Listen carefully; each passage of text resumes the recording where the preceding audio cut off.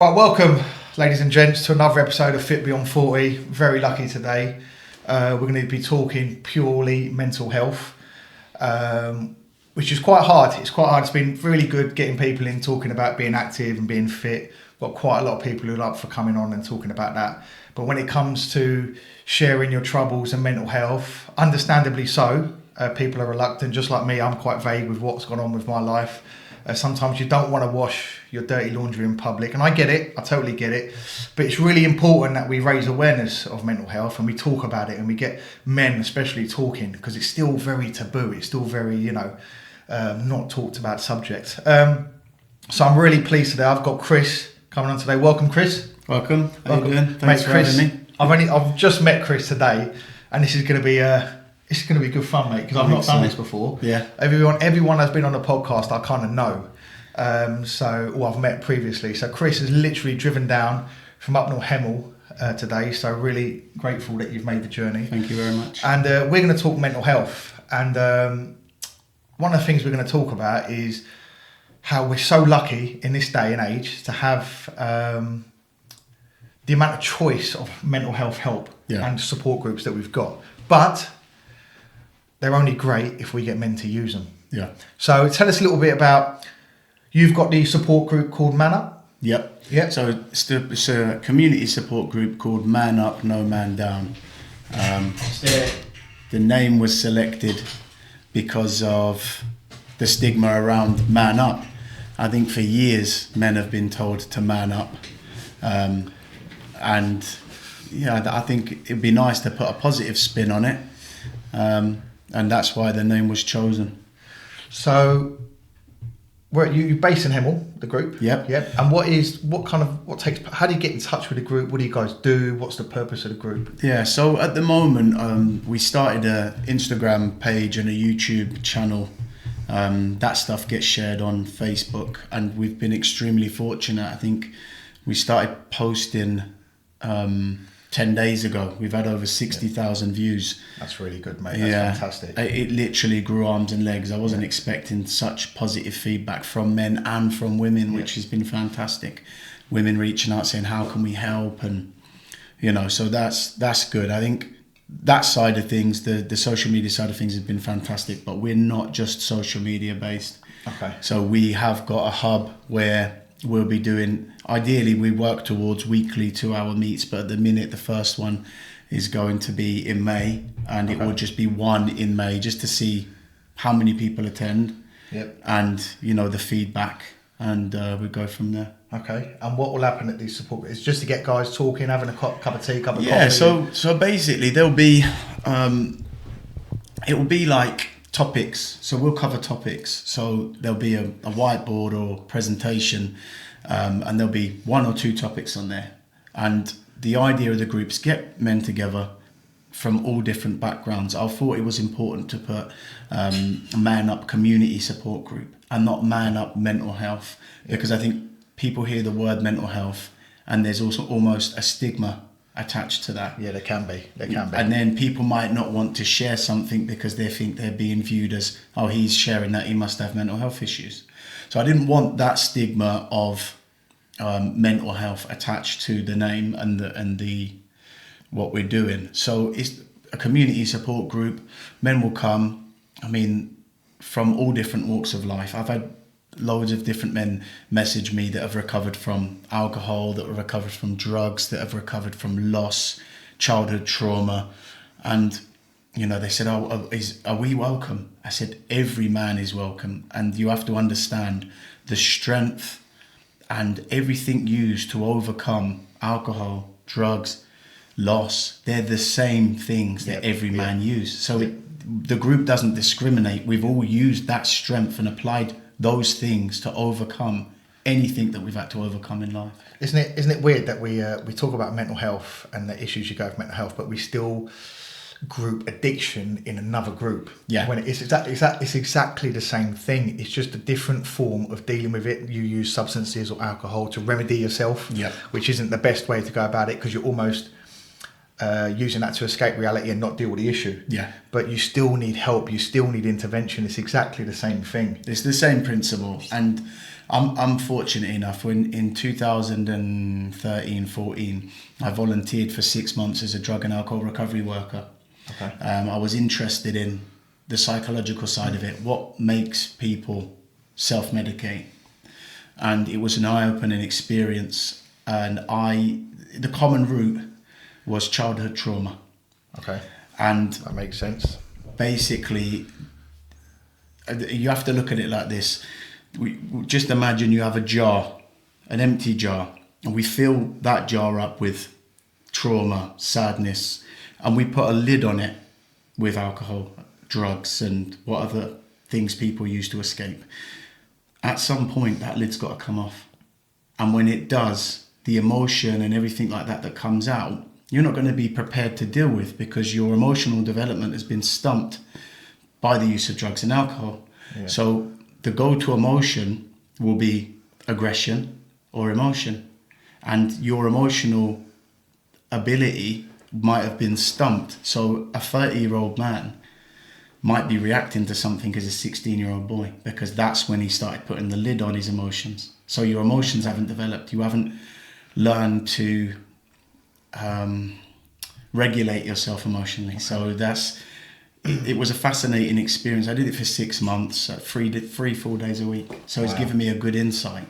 Yeah, I bet. I mean, I've not going into too much detail, but I definitely have been. I've drank from the age of as a teenager. Yeah. I started drinking. It's been 2 years now since I've had a drink. I gave up 2 years ago. Many different reasons, but probably because part of it I was using it as a remedy to escape. Yeah. And also part of it, I've got young kids now. I found myself, the experience I enjoyed, you go out, you socialise, yeah, you enjoy it. Towards the end, I didn't quite enjoy it because I didn't like the feeling of not being in control. Yeah. And also the next day, the guilt when my kids are jumping around on my head and I'm irritable and I'm moody and I want to sleep. It's quite, as well, because you're a father and you're a dad, having kids is a very selfless act. Yeah. For the first time in your life, you're putting someone else solely before you. Your sole purpose is to father them, to be their dad. And I felt like alcohol was getting in the way of that. Yeah. So, but I know people, it's a weird one, because society and alcohol in this culture, in this country, it's probably the only drug, I'd reckon, where when you say you're not doing it, people look at you weird. Yeah. The first 6 months, what do you mean you're not drinking? Well, no, have a drink. No, I don't want one. Yeah. But you wouldn't see that with cocaine. You wouldn't see that with, I don't know, heroin, meth. You wouldn't see that with anyone else, would you? But with alcohol, if you're not drinking, there's something wrong with you. I think if you look back through the ages, as far back as we can go, alcohol has always been in every religion, as in like the Christian side of things and Catholic, wine, and it's socially acceptable because of so many people were doing it. It was like smoking. When smoking came out, everybody was smoking because it was a cool thing to do and it's socially acceptable. Now, people that smoke cigarettes are ostracised outside of restaurants and bars. It's frowned upon. Yeah. A lot of the younger generation haven't taken that up now, have they? Because it's not there in your face. A lot of the films, you don't see a lot of people smoking in the films and stuff. No. And I think that's another thing, isn't it? A lot of things come from what we see on television. So when we was growing up, films and stuff like that might have played an important role in what we perceived to be reality. And children now, they're exposed to things on Instagram, social media. Yeah. So, a lot of, as you get older, you realise some of the strategically placed adverts in between shows that you're watching. Yes. Even the subliminal messages in movies where they show one clip of Pepsi and you think, oh, I want a Pepsi.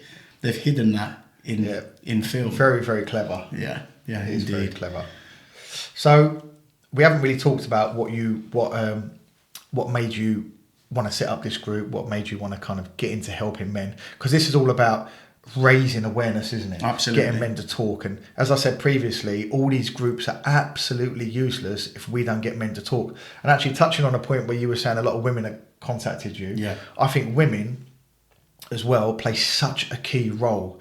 Sisters, wives, girlfriends, mums play such a key role, because if they're living with someone a man or boy who's suffering with mental health issues, they're going to spot it. Yeah. And we know as men, I know what I'm like. If there's something wrong and I don't feel well, I'm a pain in the arse to sort it out. Yeah. My missus has to tell me 10 times, have you rung the doctors yet? No, I'm not. I'll be all right. I'll be all right. Have you rung the doctors yet? No. It'll fix itself. We just don't want to accept help sometimes. Yeah. And sometimes having a proactive female, around you in your environment might give you that little nudge to say, look, I know you're not feeling good. I know you're not thinking right. Yeah. How about you go and speak to someone, or how about you go out with your mate, or how about you ring this number? How about you watch this podcast? Do you know what I mean? Those women can be so influential. Yeah, I think we should never underestimate the importance of having a strong woman around you. Yeah. I grew up in an Italian family, and my grandma was the backbone of my Italian family. So, I my English side as well, my English nan was the same. And it wasn't until we lost my English nan that you don't hear what's happening in your cousins' lives. You don't hear what's happening with your auntie and uncle. They're strong, independent women. And, I'm a firm believer in behind every good man is an even better woman. And men struggling with mental health affects women because they have to live with us. Yeah, of course it does. And you're right. The women that they are like, my partner will say, have you gone and done your MOT, or have you done this, have you done that? And pushing upon you the importance of taking care of yourself, because if you're not right, how can you look after others? Yeah. You've got to be, I think, physically and mentally in a good place to be the best boyfriend, be the best husband, be the best dad, be the best brother. Indeed. And they all benefit from that. Your whole household, your whole circle, your friends or family, everyone will benefit from that. I think as men, we have so many more roles now as we did, in the 80s. A man in the 80s was stereotypically, you go out, you work, you provide for your family, and the woman would make the home and look after the children. And although roles have now changed and men do more and women do more, a man can't make a home. Yeah. A man can't bring what a woman brings to the home. Yeah. I think each of their roles, we were talking about this earlier, weren't we? Yeah. Are so special. Like being a mum, I couldn't do it. No. But I'd like to think she couldn't be the dad. Yeah. And it's not because of me personally, it's just because the traits sometimes of a male are just different. It's just, they both bring special qualities to a home, don't they? Yeah, indeed. I think something that happened with us when we was kids, and is something that I see happening a lot now, is when the mum will say, wait till your dad gets home. Yep. So the first thing you have to do when you've returned from your day is discipline the kids. Yeah. And I think that's one thing I think that should change. I think that, the women, if they're struggling with the children at home, it should be a conversation with the dad and then the mum and dad sit down together, because some men are out there working 60 hours a week. They come home after a 12-hour shift. The precious little time they get from coming home to when the children go to bed is then being filled with the need to discipline them for what they've done when you wasn't even there. Yeah. And I think that needs to change. I think sitting down with your children and saying, when I'm at work, you need to be good for your mum, because I don't want to come home from work and the time that we have is spent telling you off. And then you're upset with me, and then you go to bed upset, and we haven't spent any quality time. So I think it's important that men and women, they sit down and sing from the same hymn sheet when it comes to parenting. Yeah, definitely. Especially even if when you're both in the same house, you've got to back each other, even if you don't agree with it. Yeah, you've got to show that unity, because it's so important. The kids will sense the weakness. 100%. They will know who's weak, and they'll come after you. Smart. Yeah. They will come after you. Do you think? Just going off at a slight tangent in a minute. Do you think we as society have kind of been told there's more important things than children, and hence why a lot of people we have kids older and then we struggle because we're almost taught through school and everything, it's about us, it's about me. I can go and do this, I can travel the world, I can buy this car, I should have this job, my job's more. Is everything geared up to be more important than our children? And then, so when people do have children, they struggle because all this life we've been told it's about us and we're kind of selfish. And now, we've got to be selfless, and people find that difficult. I think I touched base on this on one of the videos that I've posted before. I think there's so much more going on now, Yeah. and there's so many more distractions being a parent. So Well, the phone doesn't help for starters, does it? exactly that. So I was saying in one of the videos that I've done, when I was a child, we'd go out, we'd play out till it went dark, or we'd be in earshot of our parents when they said, come in, dinner's ready. If we was in our room, we was playing on age-appropriate computer games, Yeah. Lego, wrestling figures, or whatever we was doing as kids. Now, your child can be in their room, on their own, and unsafe. Yeah, it's true. In your four walls and still be unsafe. You cannot protect. It is so much harder to be a parent now than it was before, and there's so many dangers to protect your children against. Well, you have to have eyes everywhere. It's no longer a physical danger, No. that you can see that's coming for you at your school or wherever. Yep. You now, as you said, got to have eyes on the back of your head. Yeah. And also you're in that dilemma then as well, because you don't want your child to miss out. You don't want them to be the ones to be without, but you also want them to be safe when they are online and when they are using their phone and stuff, isn't it? Yeah, I mean, there are things you can put in place to protect the children. So like VPNs on your network provider, screen monitoring time, so you can give them an hour on their phone, and then once the hour's reached, the phone's no longer, they can't use certain apps.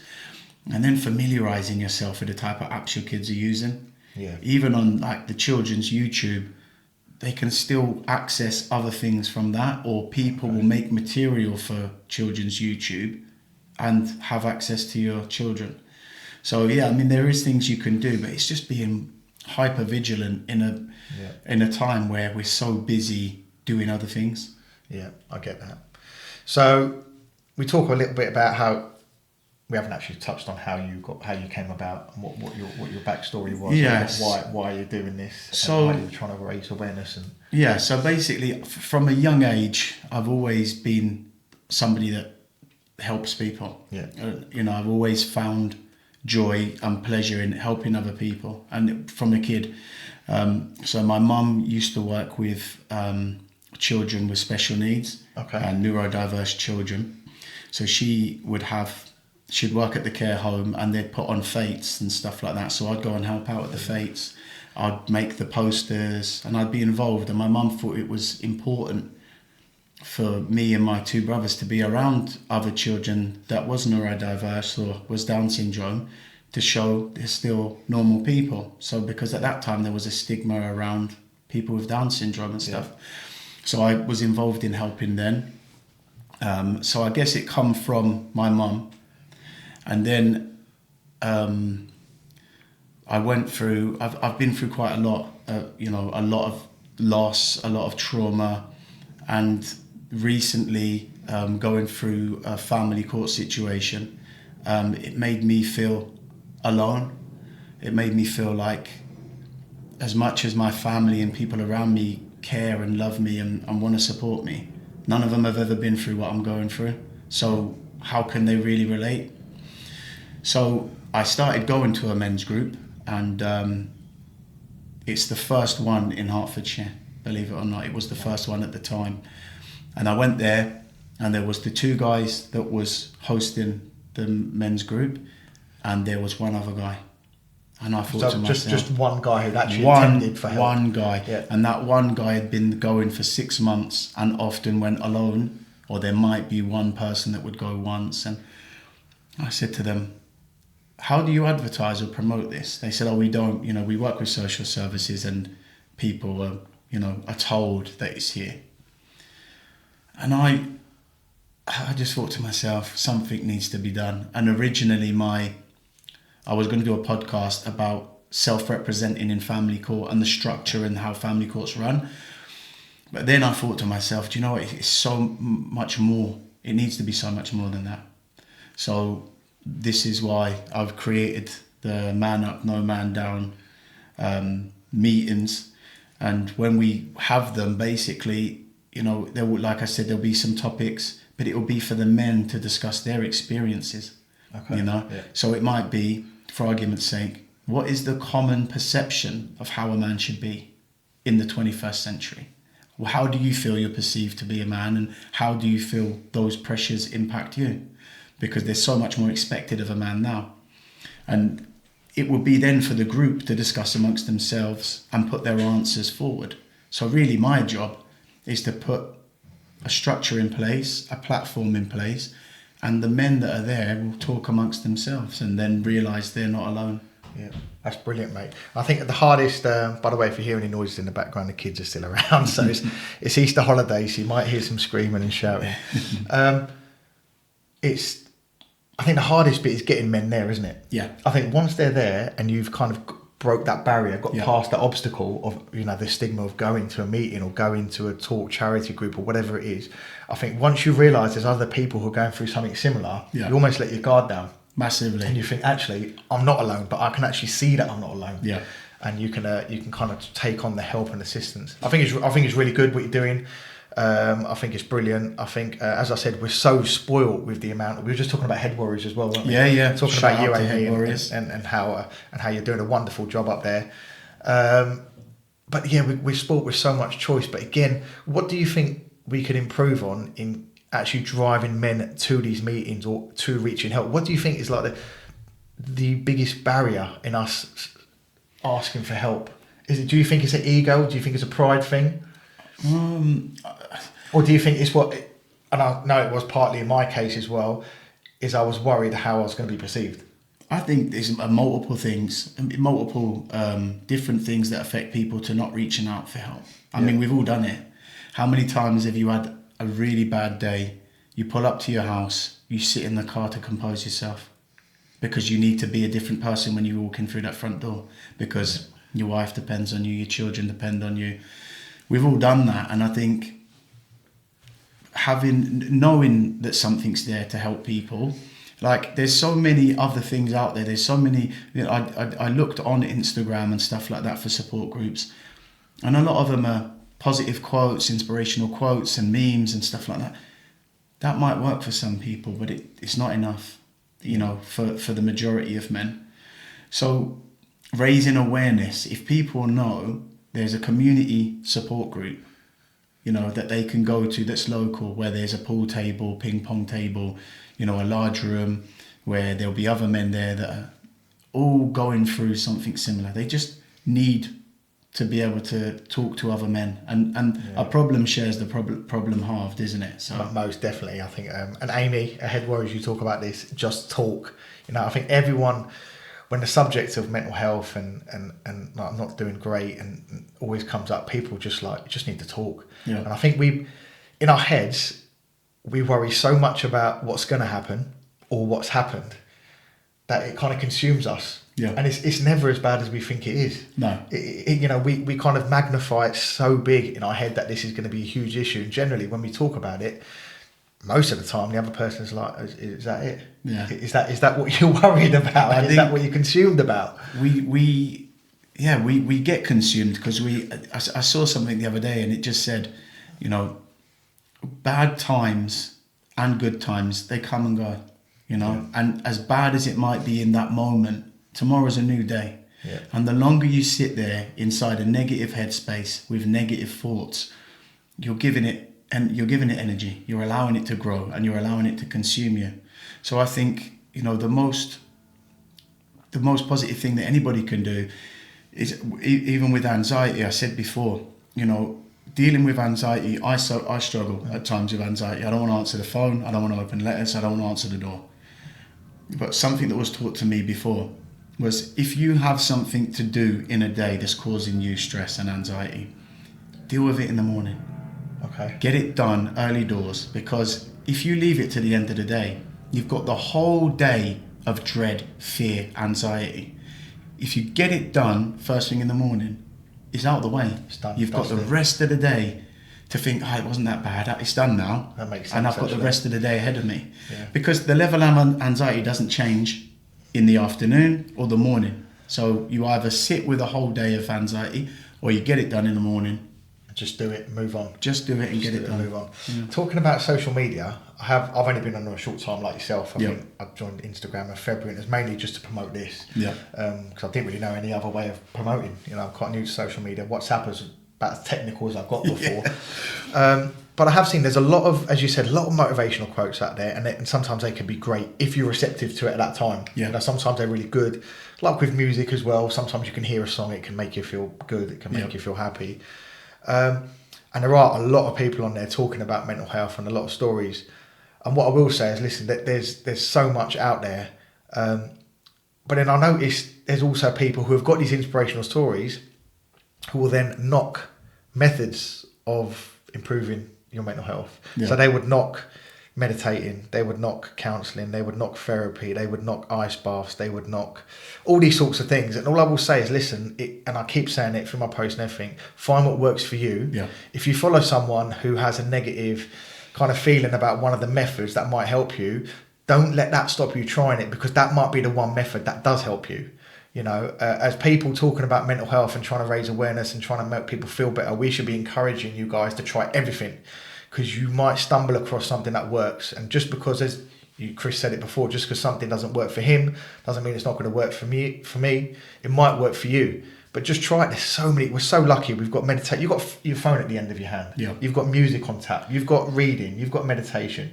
Just getting outside in nature, walking. You know, I'm a big advocate of walking. Yeah. You know, open your front door. I keep saying it. Just get outside. You never hear about anyone coming back from a walk saying that was a rubbish walk, or I feel bad, or I feel sad for doing that. Just get out. If you haven't got a park near you, just find a space, find a pavement. Just get yourself out. Even if it's only 20 minutes, you will feel better. You will feel better. Yeah.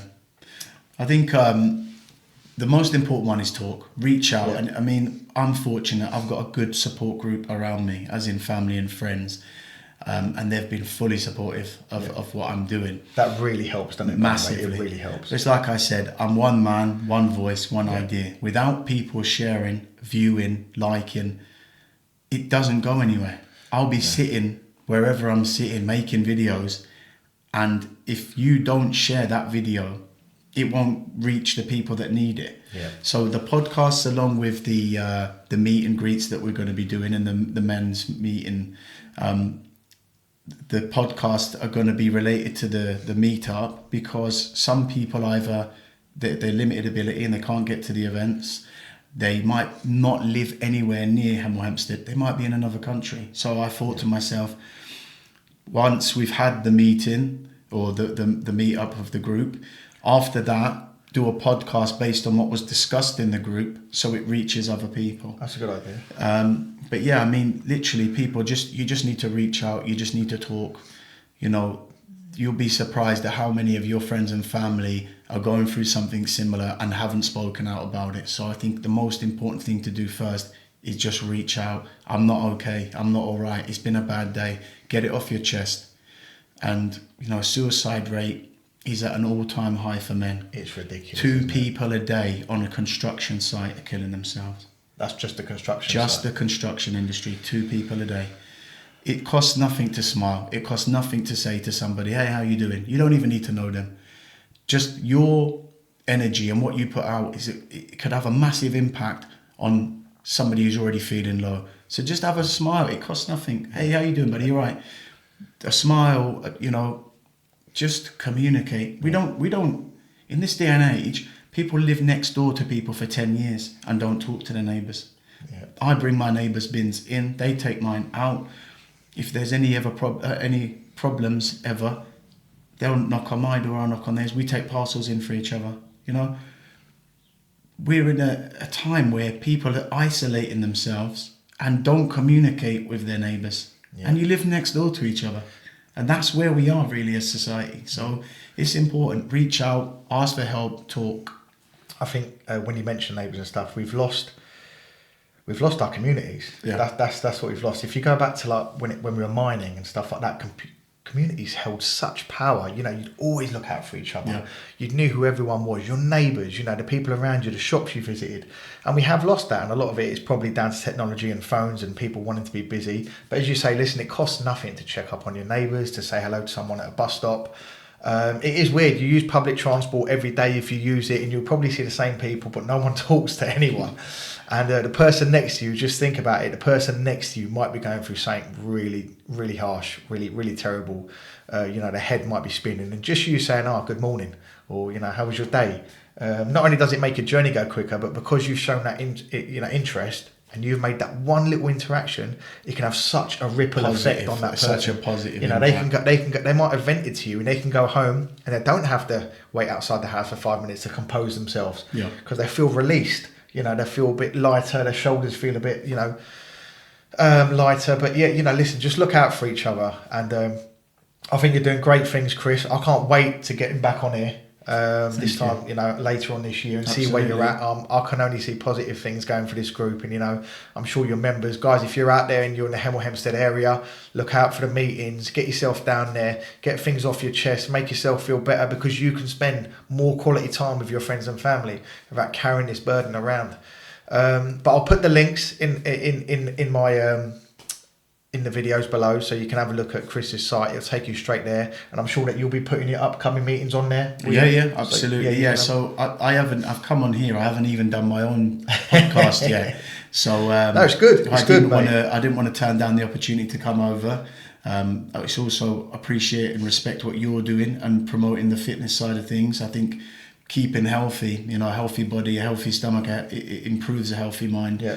So I think that you can come down to do a presentation at one of our meets and just raise awareness about walking, having a jog, because what we want to implement in our group is, I'm fully aware, being 42 years old, one shoe doesn't fit all people, and what works for me might not work for you. So we've got somebody who is a professional boxer coming in to do a talk. We've got somebody who does yoga coming in to do a talk. We've got somebody who has a running club. So we're trying to find loads of different things that can help people that might not be good for you, boxing, but football might be good for you, or running or walking. And then introducing people to the volunteer programs that are local to us. So I think some people, they work Monday to Friday, can't wait to get home. Right? You want to get home, you want to enjoy your weekend. Some people, all they have is work. Yes. Some people have nothing to go back to. They need that routine. Yeah, so their weekends are there dreading. So if you could fill them weekends with volunteering or helping other people within the support group, you know, you're just introducing people to a different way, a different thing to fill their time and give back and feel positive from. Also, you're doing what we were just talking about is lacking. You're creating a community again. Yeah. You're creating people from a local area who are going to get to know each other, who are going to help each other out. And that's what a community is. So you're almost starting again and saying, listen, this is what we're lacking. Yeah. This is where we need to make ourselves better and start growing your own community. Yeah, that's the idea behind it. I think, you know, if so many people are sitting together, and you it could be your first time in a community support group, and you sit there and you think, I felt so alone for so long, and I'm not alone. Yeah. That guy over there has been through what? It could be bereavement of your partner. It could be loss of a family member. There's so many different things to make people feel a negative way. But just, there'd be men in that group that won't even talk.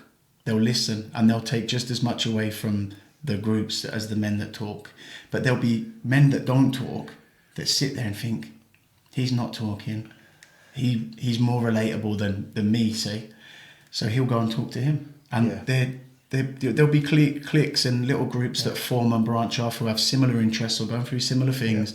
And that's all I want to do. I just want to create a community of men that can talk. No, I think, as I said, I really admire what you're doing. I think it's brilliant. And anytime we can cross over and help each other, I'm here. Most definitely. But yeah, as you know, we that's what I've been trying to spread the message of, listen, keeping active and keeping good mental health go hand in hand. You know, generally, the more active you are, the more you're outside, the more you're doing stuff. It doesn't lower your problems, because those problems are going to come anyway. Yeah. But it almost better equips you to deal with those problems, because you're in a better place where you can make better decisions. You know, you're feeling better about yourself. Generally, when you're not good in the head, you don't make good decisions. No. You know, them decisions are based on emotion sometimes rather than logic. So they can all help. And the one last point I wanted to touch on, by the way, all you guys watching, I know Chris mentioned it earlier about the trauma jar. Yeah. I always talk about the trauma jar as well. Yeah. Put things in. Your trauma jar, the size of it is not related to how big you are, by the way.